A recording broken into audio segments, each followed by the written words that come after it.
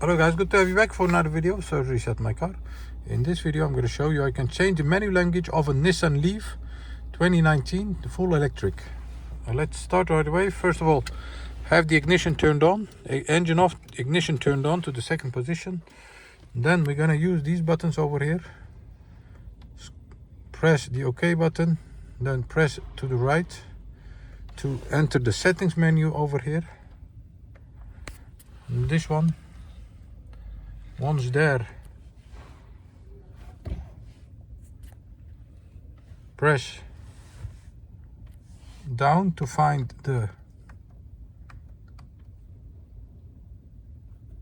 unit or language area.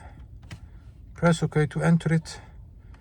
Then scroll down to language and then find your language you want to change it to. Let's say Dutch. Press OK. Confirm with another OK, and you'll see that the car language and the menu language of the multimedia area has changed to the Dutch.